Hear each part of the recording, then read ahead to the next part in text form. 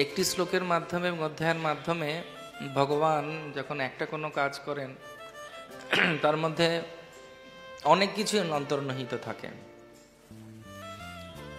যেমন ভগবানের একটি কাজ, আমরা ভাবি যে একটা কাজ সুসম্পন্ন হলো, কিন্তু তা নয়। ভগবান যখন একটা কাজ করেন তার মাধ্যমে অনেক কিছুকে সন্তুষ্ট করেন। যেরকম শ্রীমদ্ ভাগবতমেই বলা হচ্ছে যে নগ্নজিৎ বলে একজন রাজা ছিলেন, তিনি 7টা বৃষ রেখেছিলেন। সেই 7টা বৃষকে যে নিয়ন্ত্রণ করতে পারবে, লাগাম দিতে পারবে, তার সঙ্গে মেয়ের বিয়ে দেবেন। তো ভগবান 7 ভাবে বিভক্ত হয়ে 7টা বৃষকে নিয়ন্ত্রণ করলেন। তো বাহ্যিকভাবে সেটা প্রমাণিত হলো যে ভগবান বৃষদেরকে নিয়ন্ত্রণ করেছেন এবং বিয়ে করেছেন। কিন্তু তা নয়। বিশ্বনাথ চক্রবর্তী ঠাকুর আচার্য বলছেন যে ভগবান যে 7টা ভাগে বিভক্ত করেছেন, এটা দুটো কারণ। এক কারণ হচ্ছে যে ভগবান দেখাতে চাইলেন যে একমাত্র আমার পক্ষে এটা সম্ভব করা, এটা যাতে কেউ নকল না করতে পারে। আর দ্বিতীয়ত তিনি নগ্নজিতার কাছে, সেই রাজকুমারীর কাছে এটা প্রমাণ করলেন যে তোমার ভয় নেই, আমার 18,108 16,108 জন রমণী আছে। তার মানে এই নয় যে তোমাকে আমি সময় দেব না। যেভাবে এই বৃষগুলোকে আমি 7 ভাবে বিভক্ত হয়ে এক একজন বৃষকে নিজেকে নিয়ন্ত্রণ করেছি, আমি তোমার ঘরে নিজেই আসবো গৌর প্রেমানন্দে। ঠিক সেরকম ভাবেই আজকের যে আলোচনা, এই আলোচনাটা শ্রীমদ্ ভাগবতমের ধীরে ধীরে ভগবান তার নিত্যধামে ফিরে যাচ্ছেন, তার প্রাক্কালের অবস্থা। সেখানে তার প্রিয় বন্ধু, আত্মীয় এবং তার খুব কাছের ব্যক্তিত্ব হচ্ছেন উদ্ধব। পাণ্ডিত্যে, গাম্ভীর্যে, চরিত্রে, ভক্তিতে, ভগবানের প্রতি সমর্পণে এবং একজন উৎকৃষ্ট বৈষ্ণব হিসেবে উদ্ধবের সব শাস্ত্রে উল্লেখ করা হয়েছে তার মহানতা। উদ্ধব এমন একজন ব্যক্তি ছিলেন যিনি নিজে কোনোদিন নতুন কাপড় পরেননি, নতুন গয়না পরেননি, নতুন বস্ত্র পরিধান করেননি। তার বাসন কোসন, জামা কাপড়, থাকার জায়গা সব হচ্ছে কৃষ্ণের প্রসাদ। কৃষ্ণ যেটাকে বাতিল করতেন, কেন তিনি তো নিত্য নূতন মহাত্মা দার্শিন চৈতন্য বল্লভ, তার সবকিছুই নতুন। সেই কারণে তো এমন কোনো জিনিস তিনি ব্যবহার করতেন না যেগুলো কৃষ্ণ ব্যবহার করেনি, তাই তো? সবকিছু ওনার প্রসাদ উনি ব্যবহার করতেন। এবং সেই কৃষ্ণময় থাকার জন্য ওনাকে কৃষ্ণের মতোই দেখতে ছিল। সেই জন্য গোপিকারা এবং বৃন্দাবনে যখন তিনি গেছেন, তখন দূর থেকে তাকে দেখে এরকম বলা হয় যে যে ছবি দেখে একজন গর্ভবতী মহিলা সবসময় তাকিয়ে থাকবে, তার মতো ছেলের মুখ হবে বা মেয়ের মুখ হবে। হরে কৃষ্ণ, এটা মানে। সেই জন্য আমাদের শাস্ত্রে বলে যে যখন কেউ গর্ভবতী হয়, তার সামনে যে ছবিটা থাকবে, বলে গোপালের ছবি রাখো, গোপালের মতো হবে। হ্যাঁ, কৃষ্ণের ছবি রাখো, কৃষ্ণের মতো সবসময় দেখতে থাকবে। এবং দেখবেন অনেক সময় যখন আমরা ব্যবহার করি আমাদের দৈনন্দিন জীবনে, যখন কাউকে আমাদের জীবনের আধার হিসেবে ব্যবহার করি, আমাদের হাঁটা চলা কথাবার্তা তার মতো হয়ে যায়। যেমন অনেক সময় দেখবেন কোনো মহারাজের, গুরু মহারাজের শিষ্যদের দেখে বোঝা যায় যে তোমরা ওনার গুরু মহারাজের শিষ্য। হরে কৃষ্ণ। কেন বোঝা যায়? কেন বোঝা যায়? বলুন বলুন, কেন বোঝা যায়? কারণ তার দ্বারা তিনি প্রভাবিত হন ইন এ পজিটিভ নোট, নকল করার জন্য নয়, অনুপ্রেরণা পেয়েছেন। তার কথা শুনছেন, তার মতো চলছেন, তাকেই তিনি সম্পূর্ণরূপে সবসময় মনন করতে করতে করতে এমন হয়ে যায় অবস্থা যে তখন দেখে মনে হয় যে আরে ইনি হচ্ছেন নিশ্চয়ই ওনার সঙ্গে সম্পর্কিত, তা নাহলে এতটা প্রভাব ওনার উপরে কেমন করে হবে। সেই রকমই উদ্ধব এতটাই ভগবান শ্রীকৃষ্ণের প্রতি সম্পূর্ণরূপে সমর্পিত ছিলেন আর ভগবানেরই প্রসাদ গ্রহণ করতেন। এই ভেবে নয় যে ভগবানের মতো আমি হব, সারূপ্য মুক্তি বা সাযুজ্য মুক্তি তিনি চাননি। তার কথা এখানে স্পষ্ট। তিনি বুঝতে পেরেছিলেন যে ভগবান এবার লীলার একটা অন্য অধ্যায় চালু করছেন। সেই জন্য তিনি সেই অধ্যায়ের আগেই তিনি বলছেন যে আমাকে তুমি এমনভাবে কৃপা করো যাতে আমি মন শক্ত করতে পারি এবং আমার যাতে সম্পূর্ণরূপে তোমার চরণে সমর্পিত হয়। এবং তিনি এখানে আজকে যে প্রশ্ন করছেন বা তিনি যে তার যে ব্যাখ্যা আমরা পাচ্ছি, এটা অত্যন্ত আশ্চর্যের ব্যাপার। কিরকম আশ্চর্য না, প্রথম হচ্ছে যে তিনি নিজেকে নির্বোধ বলছেন। স্বাভাবিকভাবে দেখা যায় যখন কেউ খুব কাছে থাকে কোনো বিশেষ বড় ব্যক্তির, তার কি হয় জড়জগতে সাধারণত, এই আমার সঙ্গে কিন্তু বেশি লাগবি না, কে আমি কার সঙ্গে যুক্ত আছি জানিস তো, হ্যাঁ বলে দিচ্ছি, কিন্তু আমার সঙ্গে লিঙ্ক টাকার জানিস তো, কার হাত আমার উপরে আছে জানিস তো। অনেকে বলে এই ওর পেছনে লাগবি না, উপরের সঙ্গে, উপর মহলের সঙ্গে যোগাযোগ আছে, দাদার সঙ্গে যোগাযোগ আছে বা দিদির সঙ্গে যোগাযোগ আছে, হরে কৃষ্ণ, সেই জন্য ওর পেছনে লাগিস না, ওর সঙ্গে বেশি মিশিবে না, ঝামেলা করিস না। স্বাভাবিকভাবে একটা গর্ব আসে। ছোট ছোট কোনো জিনিস যদি আমরা খুব ভালোভাবে করি বা অবশ্যই কিছু যদি আমরা স্বীকৃতি পাই যে কাজ করার, আমাদের প্রত্যেকের মধ্যে একটা অহংকার আসে। সেটাই ভগবান ভগবদ্গীতায় বলছেন। প্রত্যেকটি জীবের, এখানেও যারা যারা আমরা বসে আছি, আমরাও নিজেদেরকে যদি আত্ম বিশ্লেষণ করি তাহলে দেখবেন আমাদের প্রত্যেকেরই কিছু না কিছু ব্যাপারে, কি বলে ওটাকে, আনকনসিয়াসলি,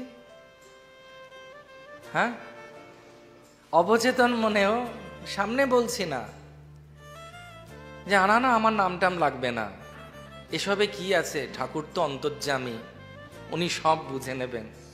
তারপরে এসে বলবে আমার নামটা দেখলাম না ওখানে, আমি কিন্তু এই সাহায্যটা করেছি।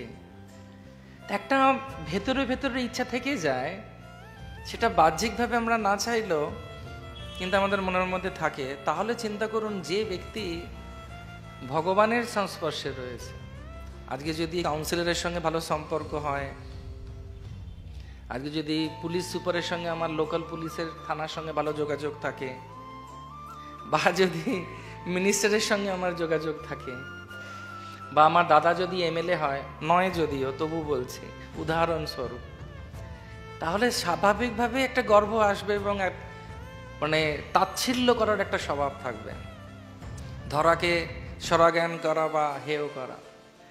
কিন্তু উদ্ধব এখানে নিজেকে বলছেন, হে ভগবান, আমি নিজেই অতীব নির্বোধ। এবং এই যে উনি নির্বোধ নিজেকে বলছেন, এটা কিন্তু শুধুমাত্র লোক দেখানোর জন্য নয়। অনেক সময় আমরা বলি না, বাঞ্ছা কল্পতরু, বাঞ্ছা বাঞ্ছা বাঞ্ছা, আমার প্রণাম নেবেন, কিন্তু যতক্ষণ না পর্যন্ত হৃদয় থেকে সেই জিনিসটা আসছে। অনেকে বলে আমি তো পাপিষ্ঠ, এখন ফোন আসে, ফোনে আমরা বলি, কি বলি, আমার এই অর্বাচীন ভক্তের ভুলুণ্ঠিত দণ্ডবত, শতকোটি দণ্ডবত প্রণাম স্বীকার করুন। সামনে এলে হয়তো প্রণামও করবো না, হরে কৃষ্ণ, কিন্তু ফোনে তো দিতে থাকি শতকোটি শতকোটি, একটা দিলেই অবস্থা খারাপ, আর সেটা হচ্ছে শতকোটি। তো সেরকমভাবে উদ্ধব কিন্তু এখানে সে জিনিসটা বলছেন। যারা আধ্যাত্মিক জগতে রয়েছেন, আমাদের মতো যারা ভগবত পিপাসু, আধ্যাত্মবিদ্যা যাদের জীবনের সবকিছু, তাদের জন্যেও, এবং যারা এখনো পর্যন্ত সেটা না বুঝে জড়জগতের মোহের মধ্যে রয়েছেন, তাদের জন্য এটা প্রযোজ্য। যে যদি যতক্ষণ না পর্যন্ত আমাদের সেই আত্ম উপলব্ধি হচ্ছে এবং আমরা বুঝছি যে আমাদের কিছুই করার নেই, সবকিছু কৃষ্ণের হাতে,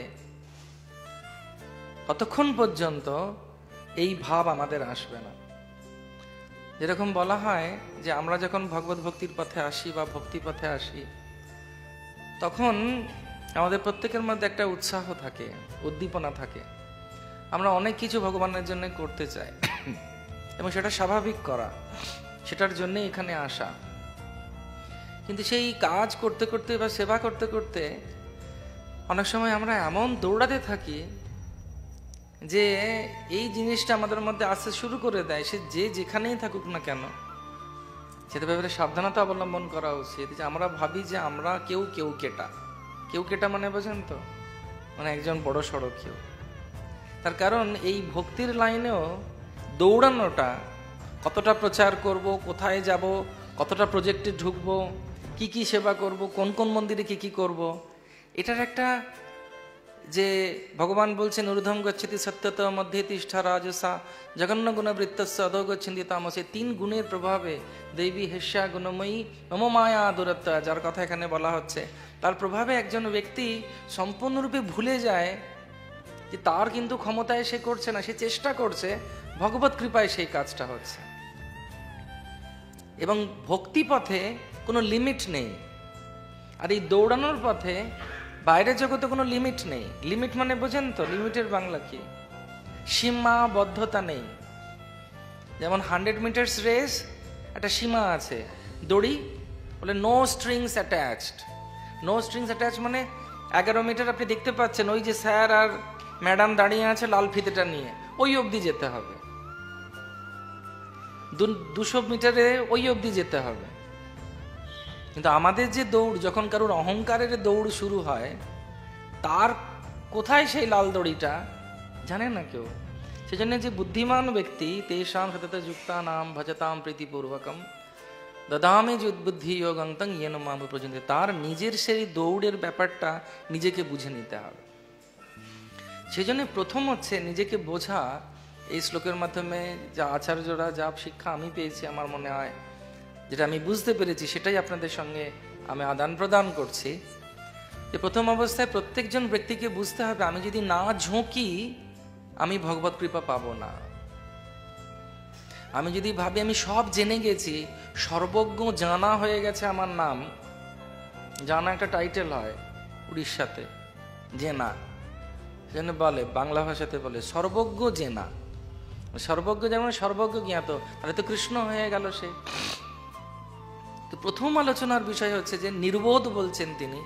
সেজন্য হরি গুরু বৈষ্ণবের কাছে যেতে গেলে কি করতে হবে সেটা কৃষ্ণ অর্জুনকে বলছেন। অর্জুন বন্ধু ভাবছেন, তারপরে যখন খেল দেখলেন পশ্চাতাম পাণ্ডুপুত্রা নাম আচার্যম মাহাতম চমুম, বলছে ও বেটা তুমি যুদ্ধ করবে, খুব তুমি বুক ফুলেছ না, দেখো তো কাদের সঙ্গে যুদ্ধ করবে।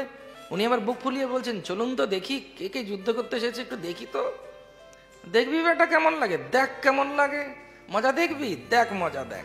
বলে এমন একজন দুজনের সামনে নিয়ে গেছেন ওনাকে, যাদেরকে বিপক্ষে এদের থেকে ছোট থেকে বড় হয়ে এসেছে। একজন আমাদের চেনা জানা, তিনি আমার বন্ধু, তিনি আমাকে বলছেন খুব কাঁদছেন একদিন।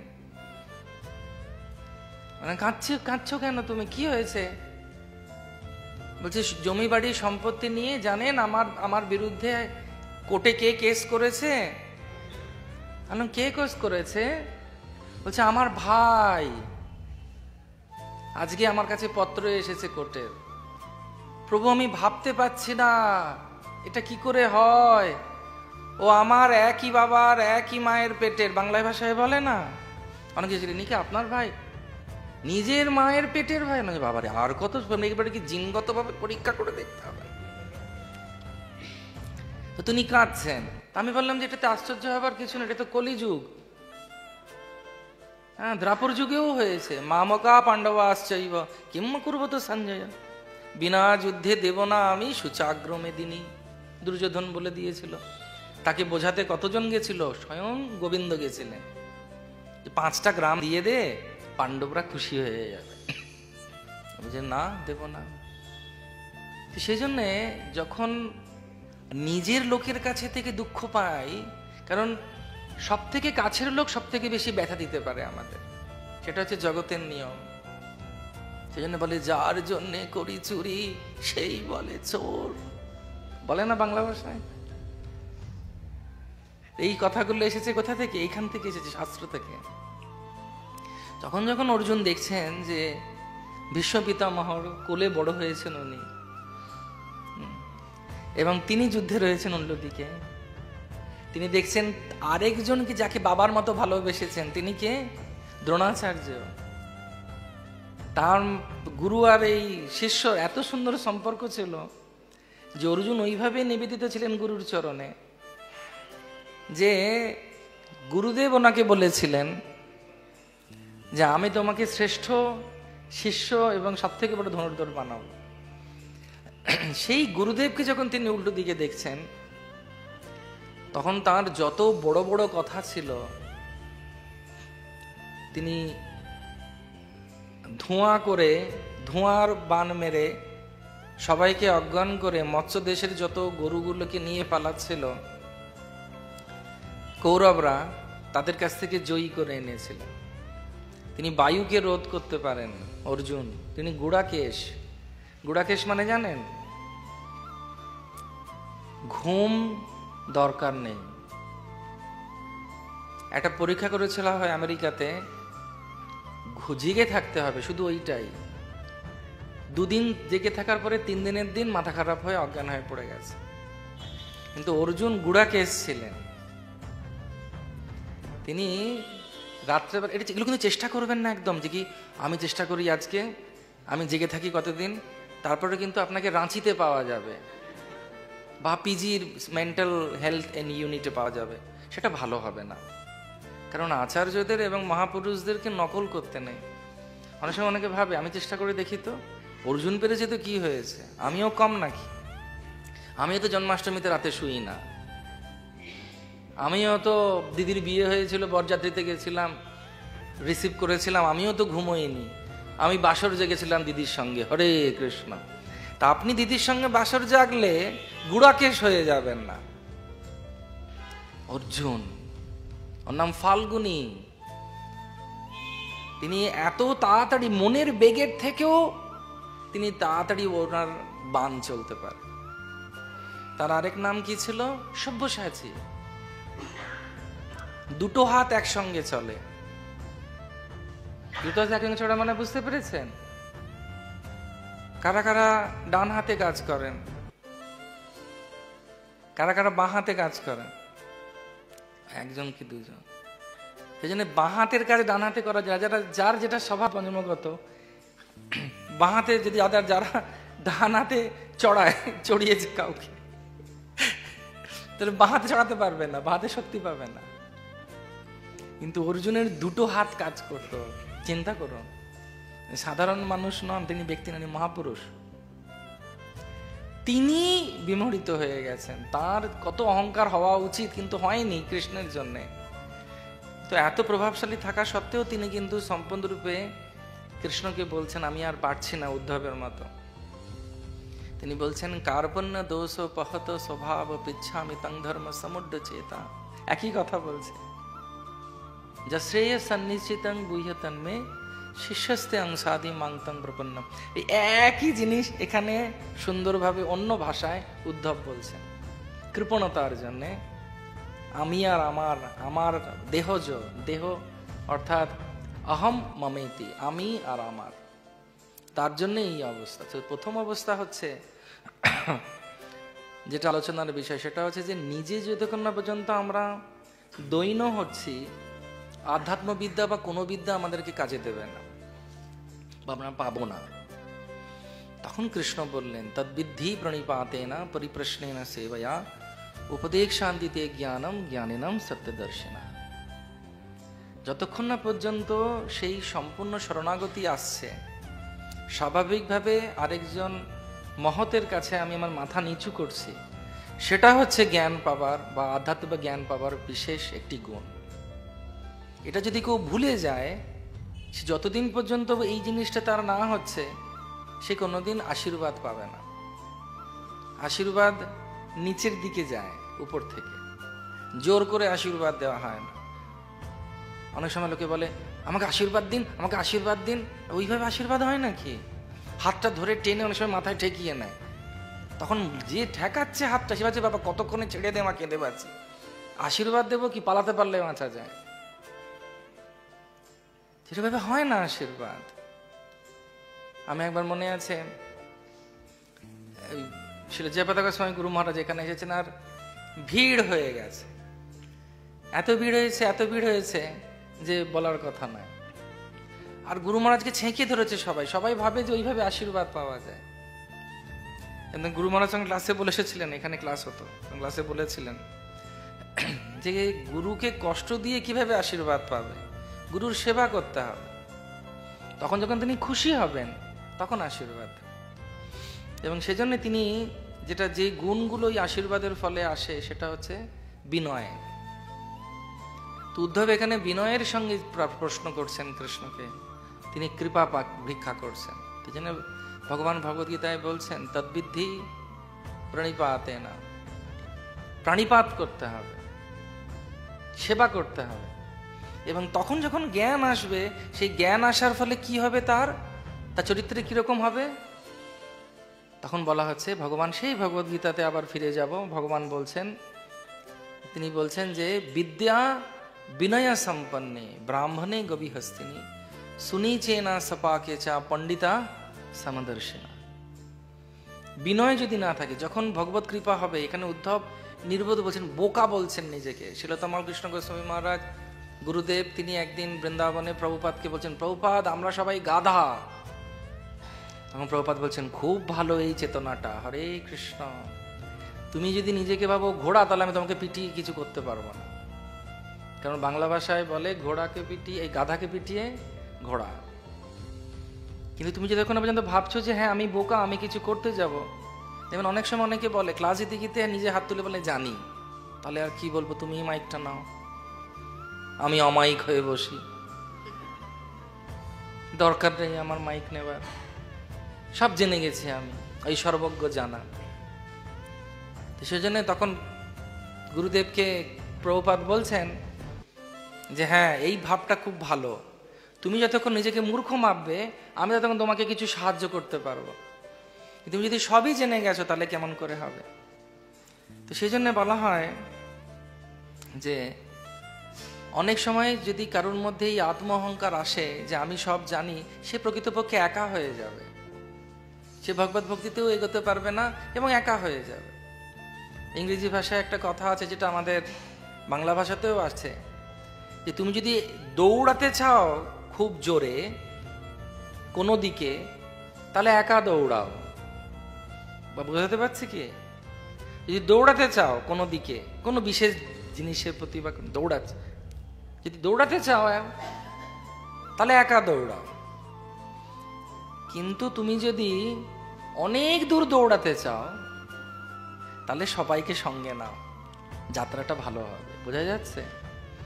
তা আমরা অনেক সময় বিভিন্নভাবে দৌড়াতে শুরু করি, প্রচারের জন্য হোক বা কোনো কিছু জিনিসের জন্য হোক, এত দৌড়াই সব সম্পর্ক নষ্ট হয়ে যায়, একাই চলছে, একাই করে দেখাবো, হামবি কিসি সে কাম নেই। এবং সেই দৌড়ে যতজন বন্ধু বান্ধব তারা আর দেখাই যাচ্ছে না, কই রে কেউ নেই, ও চলে গেছে, অনেক দৌড়ে চলে গেছে। কিন্তু আধ্যাত্মিক যে জীবনটা, এটা কিন্তু একা দৌড়াবার জন্য নয়, তাহলে আনন্দ পাওয়া যাবে না। আধ্যাত্মিক জীবনে যখন আমরা আসি তখন এই যাত্রাটাকেও আনন্দময় করতে হবে, জার্নিটাকেও এনজয় করতে হবে। অনেক সময় অনেক রকম চিন্তা থাকে, ট্রেনে বসবো, ওখানে পৌঁছাবো, ওটাই হচ্ছে ব্যাপার। কিন্তু তা নয়। আমরা যখন যাত্রায় যাই, আমরা স্টেশনে কীর্তন করি, হরে কৃষ্ণ কৃষ্ণ কৃষ্ণ হরে হরে, হরে রাম রাম রাম হরে হরে। আমরা একবার মনে আছে, আমরা পুরী গেছিলাম, পুরী থেকে যখন ফিরছি আমাদের স্টেশনে এত নৃত্য হচ্ছে, আর লোকে সেটা দেখে, আনন্দ উপভোগ করে। তারপর যখন ট্রেন থেকে নেমে পরের দিন সকালবেলা আমরা স্টেশনে যাচ্ছি, হাওড়াতে পৌঁছেছি, তখন ট্রেনের যে চালাচ্ছিলেন আমাদের চালক, উনি আর ওনার সহকর্মী নেমে এসেছেন নিচে নেমে এসে আমাদেরকে বলছেন, দারুণ ছিল আপনাদের কীর্তনটা, আমার খুব ভালো লেগেছে। এবং আমি ওই কীর্তন করতে করতে ট্রেনটা চালিয়েছি। হাত ছেড়ে দিন, নাচতে শুরু করেন নাই তো? তখন বলছেন না তা করিনি, কিন্তু খুব ভালো লেগেছে।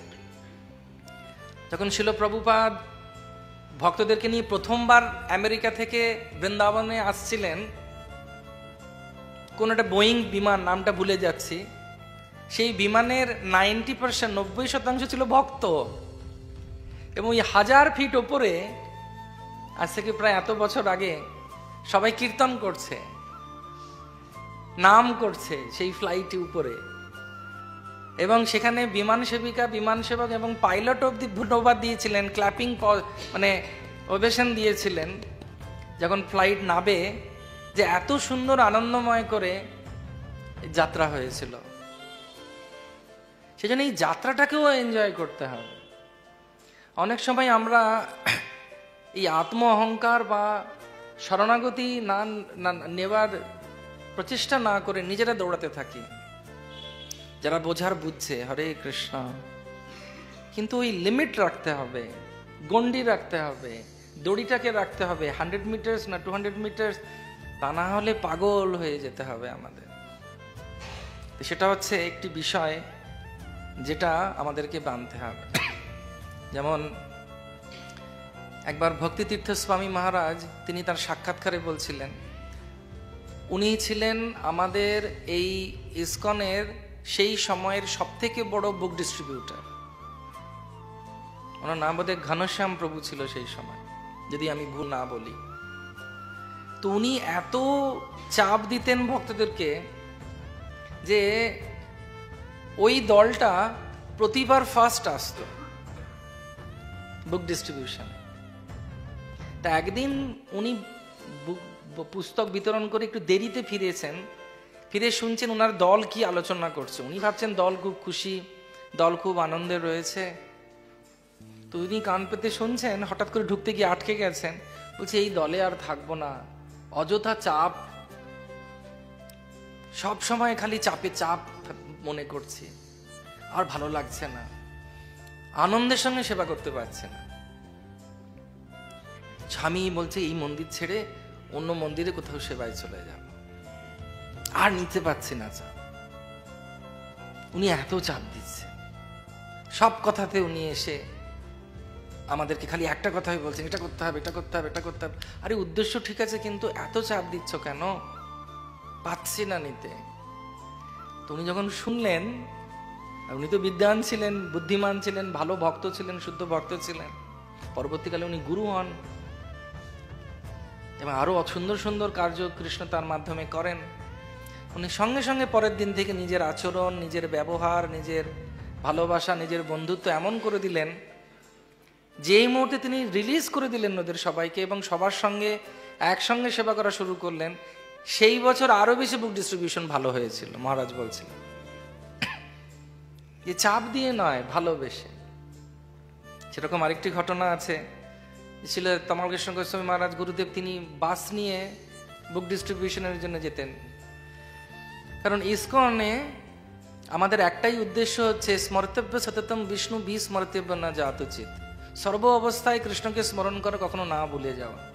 একদিন প্রভুপাদ একটা বাস দেখে বলছেন এই বাসটা কি, এই গাড়িটা কি, এই গাড়িটা কিরকম, এই গাড়িটা কিরকম। তখন সবাই ভাবছে এই জড়জাগতিক কথা ছিল প্রভুপাদ বলছেন কেন।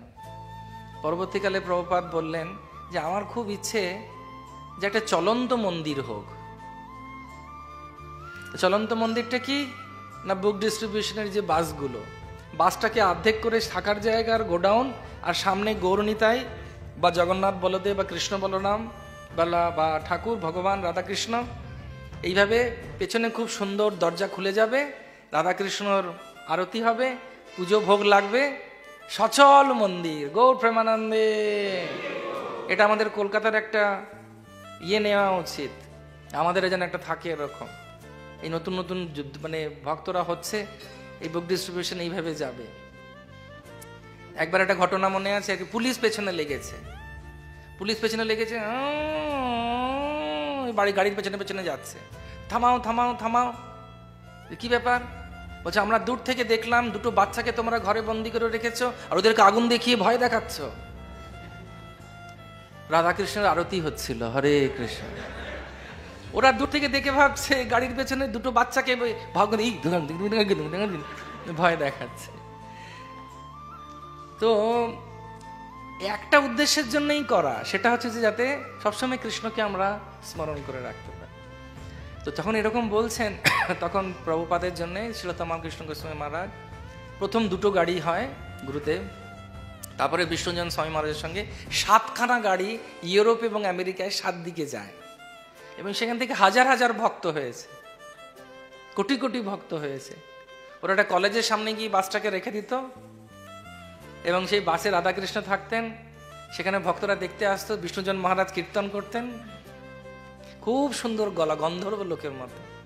ওনার গান শুনে লোকেরা আসতো, এই কি সুন্দর গাইছে রে, যেন ছোট ছোট হরিণ বাঁশির আওয়াজ শুনে এগিয়ে আসছে। আর তারপরে ভেতরে থাকতেন তমালকৃষ্ণ গোস্বামী মহারাজ, গুরুদেব। যেই ঢুকলো, প্রসাদ পেলো, ওদের সঙ্গে কথা বললো, নামার সময় ধুতি কুর্তা পরে বেরোলো, গৌর প্রেমানন্দ। ওই জিন্স আর টি শার্ট ত্যাগ, শুদ্ধ বৈষ্ণব বেশ, এরকম বলা হতো। এত ভক্ত তৈরি হয়েছে। যেই তৈরি হবার সময় কিন্তু একটি ঘটনা হয়, সেটা আজকে আলোচনার সঙ্গে খুব মিল খাচ্ছে।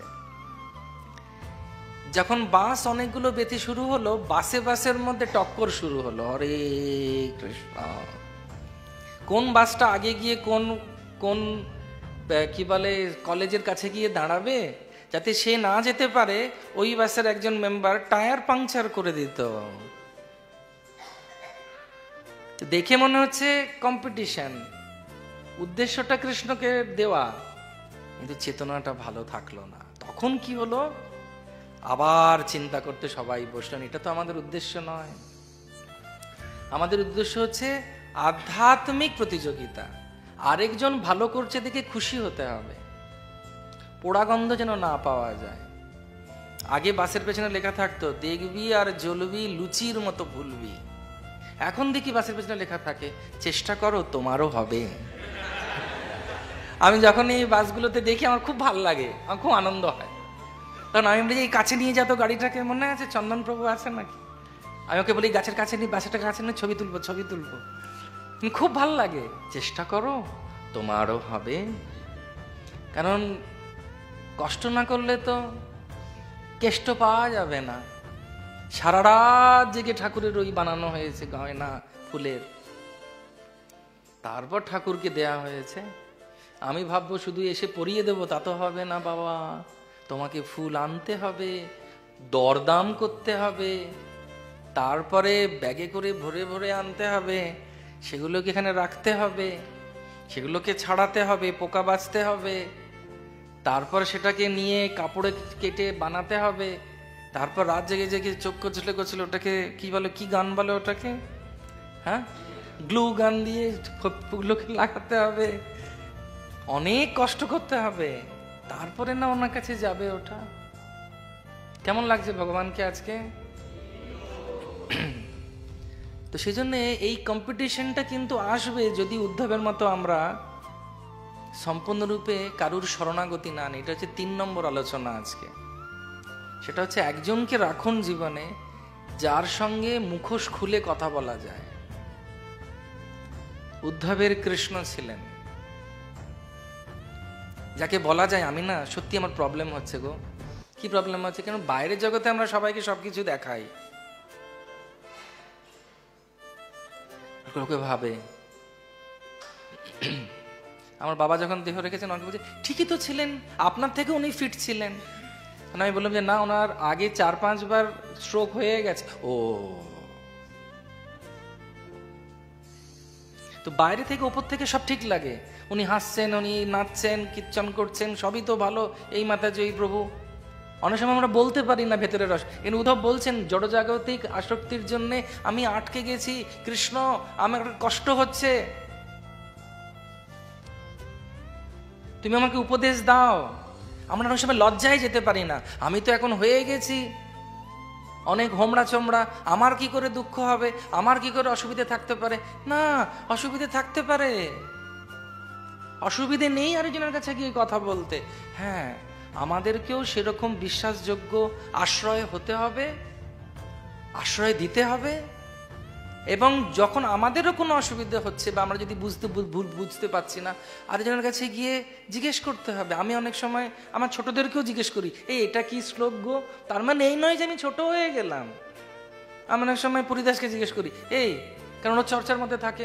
অনেক সময় আমি চারু গোবিন্দ প্রভুকে জিজ্ঞেস করি, পালক পার্থকে জিজ্ঞেস করি, এই শ্লোকটা না বুঝতে পারছি না, এটা কোথায় আছে রে? এবার অনেকে বলতে পারে উনি তো কিছুটা পদে আছেন, এত বছর আছেন, এই আছেন ওই আছেন, লোকে জানে, তাহলে উনি কেন জিজ্ঞেস করেন? না, হতেই পারে, আমার অসুবিধে, আমি কৃষ্ণ নই। সেজন্য জীবনে, ভক্তি জীবনে একজন এমন লোক থাকা উচিত বা একজন ব্যক্তি থাকা উচিত যার কাছে গিয়ে আমি কথা বলতে পারি। সেটাকে বলে রূপ গোস্বামী বলছেন 3 প্রকার, উত্তম, মধ্যম আর কনিষ্ঠ। মধ্যম ভক্তদের সবসময় একটা সঙ্গের মধ্যে থাকা উচিত। বড়রা আশীর্বাদ দেবে, উৎসাহ দেবে, ছোটরা বাহ করবে, কিন্তু সমগোত্রীয় ভক্তরাই কিন্তু আমাদের সাহায্য করবে। শ্রী চৈতন্য মহাপ্রভু তিনি রাগ মানে বাহ্যিকভাবে রাগ করতেন কার উপরে? স্বরূপ দামোদরের উপরে, যে বাবা ও থাকলে আমি যাব না, ওকে গিয়ে জিজ্ঞেস কর। কারণ উনি বলতেন, মহাপ্রভু এই বাচ্চাটাকে খুব আদর করছেন, ওর কিন্তু একজন বিধবা মা আছে, লোকে ভালো চোখে দেখবে না। মহাপ্রভু আদর করা বন্ধ করলেন। মহাপ্রভু তাকে দেখছেন কৃষ্ণ, মানে কৃষ্ণ স্বর, মানে মনে মনে হচ্ছে গোপাল, কিন্তু না। তাহলে কি মহাপ্রভু তো কৃষ্ণ, তার কি দরকার? তিনি তো বলতে পারেন, এই বেটা চুপ থাক, এই জানিস কি আমি ব্রজেন্দ্র নন্দন যেই সতীসূত হলো, সেই বলরাম হইল, জোরে বলো, আরো জোরে, জয় নিতাই। আছে তো নিতাই।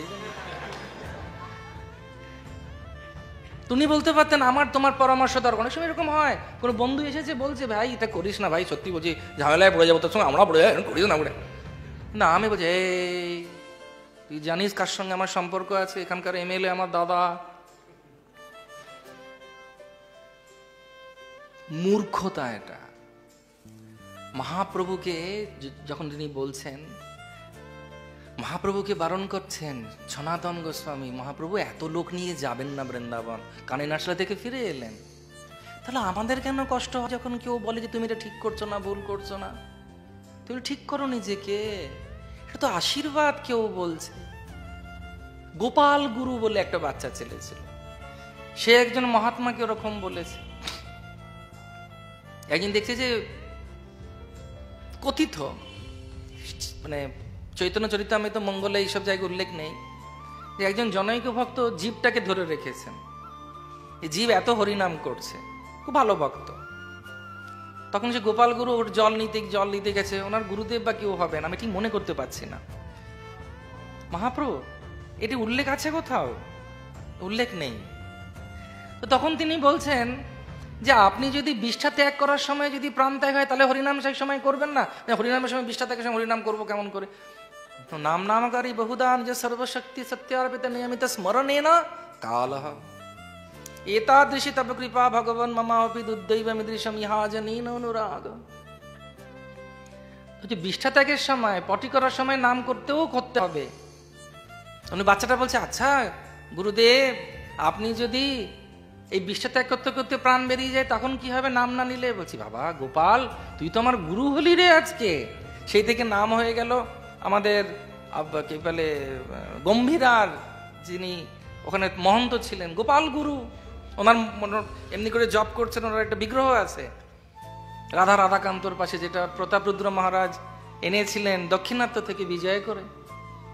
তো আমাদেরকে যখন কেউ কিছু বলে, মহাপ্রভুকে বলছে, নিত্যানন্দ প্রভুকে বলছে, মহাপ্রভু বলছেন আমি রাজ দর্শন করবো না, তাড়াও বিষয়ীর সঙ্গ। বলছে ঠিক আছে, তুমি রাজার কাছে যাবে না, রাজার মুখ দেখবে না, বাচ্চাটাকে ডাকি, কারণ পিতাকে প্রতিনিধিত্ব করে পুত্র। ঠিক আছে, তুমি যখন চাইছো না, তোমার অন্তত একটা অঙ্গবস্ত্র দিয়ে দাও, ঠিক আছে তুমি, কারণ নিত্যানন্দ প্রভুর কথাও মহাপ্রভু শুনছেন। সেরকম আমাদের ভক্তি জীবনের অনেক কিছু এই উদ্ধাবের থেকে আমরা শিখতে পারি। আসক্তির কথা তো আর আমি বলছি, সে বিষয়ে আপনারা অলরেডি ওয়াকিবহাল, কিন্তু আমি যেটা দেখি সেটা বলছি। প্রথম জিনিসটা আমি যদি দেখি যে উদ্ধব এত বড় একজন ব্যক্তিত্ব হওয়া সত্ত্বেও কিন্তু তিনি কত গম্ভীরতার সঙ্গে আশ্রয় নিচ্ছেন শ্রীকৃষ্ণের। তিনি ভাবছেন না যে সে আমার বন্ধু বা আমার সখা বা আমার বান্ধব বা আমার আত্মীয়।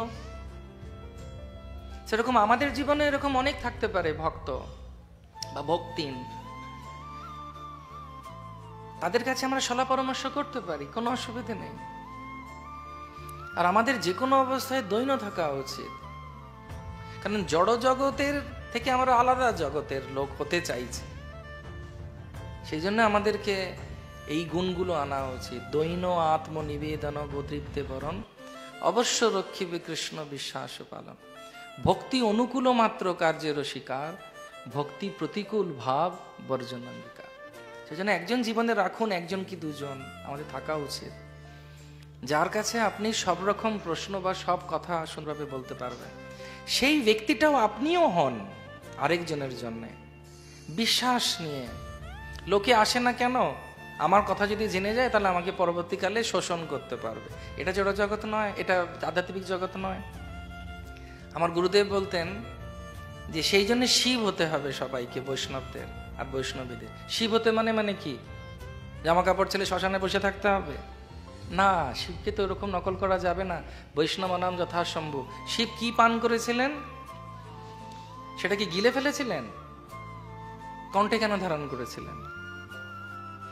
বাইরে ফেললে আমরা বাঁচতে পারতাম না, আর ভেতরে গেলে তিনি কষ্ট পেতেন, সেজন্য গলায় রেখে দিয়েছিলেন। সেরকম অনেক ভক্ত আমাদের কাছে এসে তাদের মনের কথা বলবে, সাহায্য চাইবে। সেটা অনেক সময় আমরা সহ্য করতে নাও পারি, কিন্তু একটু শুনতে হবে।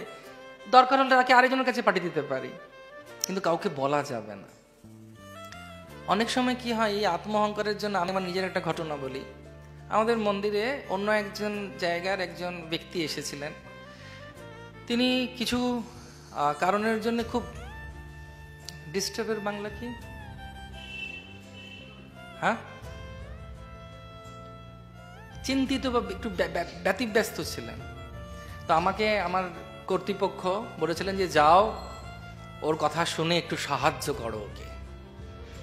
তা আমি তো ভাবলাম যে দেখো, আমার কর্তৃপক্ষ কত আমার উপরে ভরসা রাখে, আমি নিশ্চয়ই সেই স্থানে উঠেছি যে আমাকে উনি বলছেন যেতে, তার মানে কাউকে না, আমাকে বলেছে। তা আমি গিয়েছি ওই মানসিকতায় যে পতিত পাবন হেতু আমা অবতার, আমি এসেছি আরেকজনকে উদ্ধার করতে, সেটা আমার গুরুরাও বুঝতে পেরেছেন। তো ওনার সঙ্গে বসলাম, 1 ঘন্টা বসার পর আমার 3 দিন আমি ডিপ্রেশনে চলে গেছিলাম, যে একজন মানুষের জীবনে এত কষ্ট হতে পারে। আমাকে বাঁচার জন্য আরেকজনের কাছে শরণাপন্ন হতে হয়েছে। ঠিক সেরকমই আমাদের জীবনেও কিছু ব্যক্তিকে রাখা উচিত, দৈন্য থাকা উচিত। এইভাবে যখন আমরা চলবো এবং অহংকারকে ত্যাগ করে আশ্রয় নিয়ে জ্ঞান নেওয়া উচিত। এবং কেউ যদি বকা দেয় বা ভালোবেসে সংশোধন করে, সেটা ভাবা উচিত কৃষ্ণ আমাকে সংশোধন করছে। তার কারণ কি জন্যে কোনো কাজ হচ্ছে সেটা আমরা জানি না। একটা ছোট্ট ঘটনা বলে শেষ করব। সেজন্য ভগবানের উপরে নির্ভরশীল থাকা উচিত।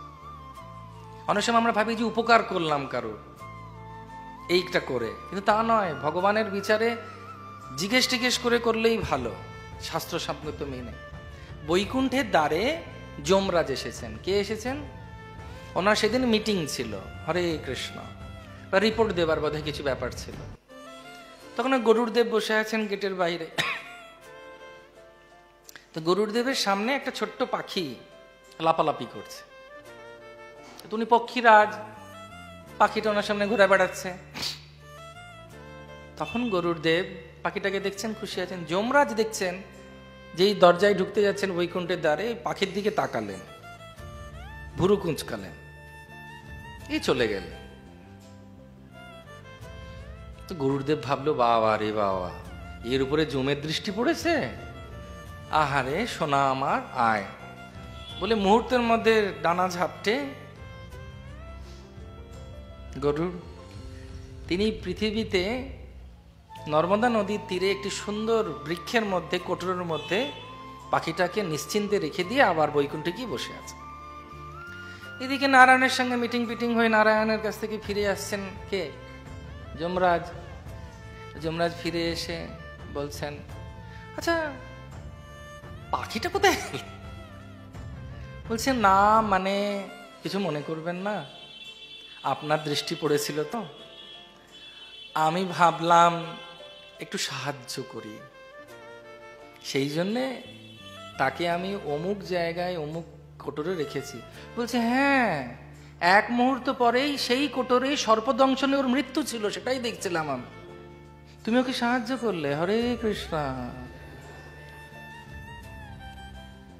তো বক্তব্য হচ্ছে কি? বক্তব্য হচ্ছে একটাই, সলা পরামর্শ করে যখন আমরা চলি ভগবত ভক্তিতে, কাউকে কিভাবে সাহায্য করব সেটাও যদি জিজ্ঞেস করে করি, কিভাবে আমি চলবো সেটাও যদি সাহায্য নিয়ে করি, তাহলে সবসময় আমরা সাহায্য পাব। এবং যদি কারোর মধ্যে এই গুণ আসে, তৃণাদপি সুনীচেন তরোরেব সহিষ্ণুনা অমানিনা মানদেন কীর্তনিয়া সদা হরি, তাহলে সে সর্ব অবস্থায় কীর্তন করতে পারবে, নাম নিতে পারবে। সেই জন্য আজকে আমাদের প্রভুপাদ কত সুযোগ, আমি আর 5 মিনিট নেব, কারণ 5 মিনিট 10 মিনিট পরে শুরু করেছিলাম, নিতে পারি কি? আওয়াজ খুব কম। তো সেজন্য এই যে উদ্ধবের শেষ জিনিস, যে আমি কিভাবে জড়জগতের বন্ধন থেকে মুক্তি পাবো, জড়জগতের বন্ধনের প্রকৃত কারণ হচ্ছে ইন্দ্রিয় ভোগ। এই যে এখন যেই ফোন করবেন কাউকে, একটা খবর আসে, যদি আপনি এর কাছ থেকে খবর পান, খবর পান, এই পান ওই পান, তাহলে আপনি সঙ্গে সঙ্গে বিচলিত হয়ে যাবেন না, বিচলিত হয়ে গিয়ে এটা ভাববেন না, সঙ্গে সঙ্গে রিপোর্ট করুন। এটা কেন আসছে? কেন মানুষ এই ভুলটা করছে? আসক্তির জন্য। আমার ছেলেটারই হয়ে গেল, আমার এটারই হয়ে গেল, তাহলে সঙ্গে সঙ্গে টাকা পাঠিয়ে দিই, সব টাকা চলে গেল। নিতাই গৌর প্রেমানন্দে। তো সেই একই কারণের জন্য হয়, তার কারণ হচ্ছে ইন্দ্রিয়গুলো, আমরা সবসময় ইন্দ্রিয়গুলো আমাদের ভালো দেখতে চাইছে, ভালো শুনতে চাইছে, ভালো খেতে চাইছে, ভালো শুকতে চাইছে, ভালো জিনিস স্পর্শ করতে চাচ্ছে। একটা গুবলু গাবলু বাচ্চাকে দেখলে কি মনে হয়? সত্যি কথা বলবেন, কি মনে হয়? গালটা টিপে দিই, তাই না? গুবলু গাবলু বাচ্চাটা পেটটা একটু গুলু গুলু গুলু গুলু করে দিই, গালটা একটু কুচি কুচি কুচি করে দিই, তাই না? সেটা হচ্ছে বেগ, ইন্দ্রিয়ের বেগ। ধায়তো বিষয়াং পুংসা সঙ্গস্তে সুপ্রজায়তে সঙ্গত সঞ্জায়তে কাম কামত ক্রোধ বিজায়তে। এই ইন্দ্রিয়গুলোকে সংযম করা যায় না। আপনি ভাববেন সংযম করব, সংযম করব, সংযম করব, সংযম করতে পারবেন না। এটা এত প্রভাবশালী। এদের একটা জিনিসই করা যায়, সেটা কি জানেন? সেটা হচ্ছে এর গতিটাকে অন্য দিকে মুড়ে দেওয়া যায়, আর কিছু না। এবং সেই গতিটাকে মুড়ে দেওয়াটা কোন দিকে? সর্বোপাধি বিনির মুক্তম তৎপরত্বের নির্মলম ঋষিকেন ঋষিকেশ সেবনম ভক্তি রয়েছে। ইন্দ্রিয় দিয়ে লোকে এনজয় করে কিনা? পার্ক স্ট্রিটে একটা জায়গা আছে, নাম হচ্ছে তন্ত্র। কিছু সেখানে নেই মন্ত্র, কিন্তু আমাদের এখানেও তন্ত্র হয়। তন্ত্র সাধনা কি সাধনা? বৈষ্ণব তন্ত্র। হরে কৃষ্ণ কৃষ্ণ কৃষ্ণ হরে হরে হরে রাম রাম রাম। তো চোখ ভালো দেখতে চাইছে না, ওদিকে তাকান তো, ভালো জিনিস দেখতে পাচ্ছেন কি? পবিত্রম পরমিদম ওং পূর্ণমদ পূর্ণমিদাৎ পূর্ণাৎ পূর্ণাৎ মুদচ্যতে পূর্ণস্য পূর্ণমাদায় পূর্ণমেবা। গোবিন্দর মুখ দেখুন, জগন্নাথের মুখ দেখুন, এর থেকে সুন্দর আর কিছু হতে পারে? সবাই বলুন, ত্বমেব মাতা চ পিতা ত্বমেব বন্ধুশ্চ সখা ত্বমেব বিদ্যা দ্রবিণম ত্বমেব সর্বম মম দেব দেব। শ্রী শ্রী রাধা গোবিন্দ দেব কি, জগন্নাথ দেব সুভদ্রা মহারানী কি। বাস, আপনারা এনজয় করতে চান না? যে জড়জগতের এনজয়মেন্ট, ওগুলো এনজয়মেন্ট নয়, ওগুলো হচ্ছে কষ্ট, যেটা বলছেন উদ্ধব। পরবর্তীকালে চিন্তা করবেন, আমরা আগে কি খেতাম সেটা চিন্তা করে এখন মনে হয় কি করে খেতাম। ঠিক সেরকমই অবস্থা হবে আমাদেরও, আরো যখন কৃষ্ণের দিকে যাব। চোখ দেখতে ইচ্ছা করছে কিছু, সব থেকে ভালো জিনিস দেখান, চোখ ভরে দেখুন। মহাপ্রভু জগন্নাথকে দেখে গাইতেন, হে দেব হে দয়িত হে ভবনৈক সিন্ধু, হে কৃষ্ণ হে চপল হে করুণৈক সিন্ধু, হে নাথ হে রমন হে নয়নাভিরাম, হে নয়নাভিরাম বলুন, নয়নের অভিরাম, অভিরাম মানে আনন্দ।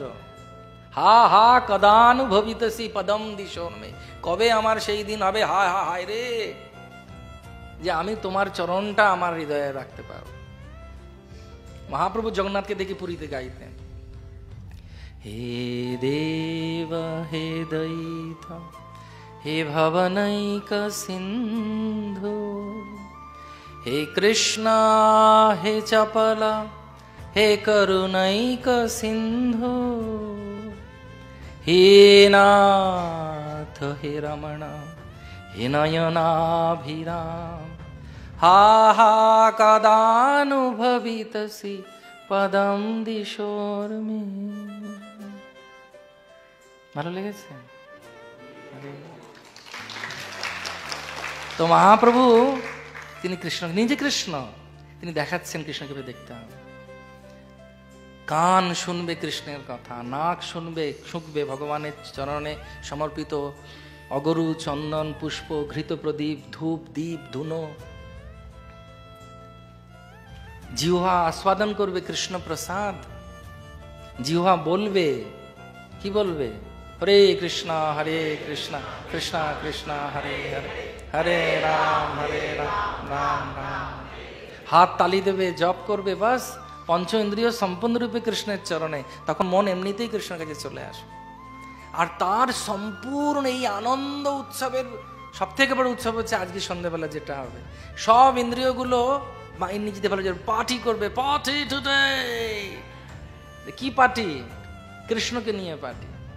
গোবর্ধনের নিচে 7 দিন 7 রাত পার্টি হয়েছিল। সবাই দাঁড়িয়ে আছে, সবাই ভাবতো এ রাতের বেলা কৃষ্ণ কি করে দেখব, এইভাবে কিভাবে আমরা কৃষ্ণকে ছেড়ে যাব না। তো কৃষ্ণ বললেন, ঠিক আছে, তোদের ইচ্ছে হয়েছে, আমি গ্রান্ট করলাম। গোবর্ধন লীলা করলেন, 7 দিন 7 রাত সবাই গুড়াকেশ হয়ে গেছে অর্জুনের মতো, কেউ ঘুমোচ্ছে না। কেন চিন্তা করুন, যদি গোবিন্দ আপনাদের সঙ্গে এসে নাচতে শুরু করে কেমন হবে? আর উনি নাচছেন। তা আজকে 7টার সময় ওনাকে ফুল দিয়ে অভিষেক করবে ভগবানের ভক্তরা, আপনারা ভক্তরা সামনে থাকবেন, এই যে জিনিসগুলো সামলে, হরে, তা নাহলে আবার অনেকে আবার আপনাকে সম্পূর্ণরূপে মুক্ত করে দেবে সব আসক্তি থেকে। হরে কৃষ্ণ, সেটা আসক্তিগুলো রেখে আসুন বাড়িতে।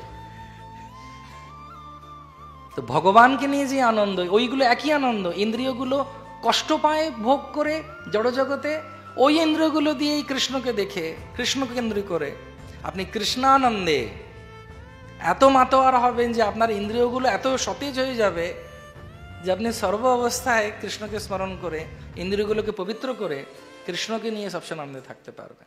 সেটা হচ্ছে সব থেকে বেশি ইন্দ্রিয় তৃপ্তি, আধ্যাত্মিক ভাব, যার জন্যে আমাদের বাংলার বাড়ির ছেলে অভয়চরণ অরবিন্দ ভক্তিবেদান্ত স্বামী শিল প্রভুপাদ এই ইন্দ্রিয় ভোগ থেকে লোকেদেরকে বাঁচাতে, ইন্দ্রিয় তর্পণের থেকে বাঁচাতে তিনি ইন্দ্রিয়র যে স্বামী ঋষিকেশ কৃষ্ণের শরণে আমাদের সবাইকে সমর্পিত করেছেন।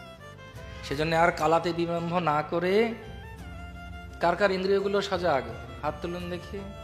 সবার একই না, সবাই ভাবছে হাত তুলবো কি তুলবো, আরে তুলুন, কোনো অসুবিধা নেই। তো সেই ইন্দ্রিয়গুলো দিয়ে কৃষ্ণের সেবা করুন, তারপরে দেখবেন ইন্দ্রিয়গুলো আপনাকে আর ছোবল মারছে না, সেগুলো পবিত্র হয়ে গেছে, আর সর্ব অবস্থায় আপনি আনন্দে থাকছেন।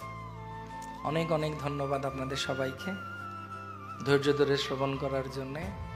খুব ভালো থাকবেন। 2025-এ আমাদের ইন্দ্রিয়গুলো যেন সম্পূর্ণরূপে কৃষ্ণ সেবায় যায় সেই প্রার্থনা করুন। আর দৈনভাবে থাকুন ভগবত ভক্তির পথে, এটাই একমাত্র উপায়। শ্রী শ্রী রাধা গোবিন্দ মন্দিরের তরফ থেকে অনেক সুযোগ দিচ্ছে ভক্তরা, ভক্তিবৃক্ষের মাধ্যমে, ইউথ ফোরামের মাধ্যমে, ওয়েলউইশার ফোরাম গ্রুপের মাধ্যমে, ছাত্রদের সেবার মাধ্যমে, কিচেনের মাধ্যমে, ডিটি ডিপার্টমেন্টের মাধ্যমে কত রকমের সুযোগ পাচ্ছেন শুধু কৃষ্ণকে এগিয়ে নিয়ে যাওয়ার জন্য। আজকে যদি চান আপনাদের ইন্দ্রিয়গুলোকে সেবায় লাগান, ফুল চয়ন করে, আর নিজের মানব জীবনকে ধন্য করুন। আমরা পবিত্র হয়ে গেছি কৃষ্ণের সংস্পর্শে, সেজন্য আসুন একবার আমরা সবাই মিলে কৃষ্ণের কাছে প্রার্থনা করি। সেবা আছে, হরে কৃষ্ণ কৃষ্ণ কৃষ্ণ হরে হরে, হরে রাম রাম রাম। গৌর প্রেমানন্দে হরি বল। আপনাদের অনেক অনেক ধন্যবাদ। খুব ভালো থাকবেন, খুব আনন্দে থাকবেন।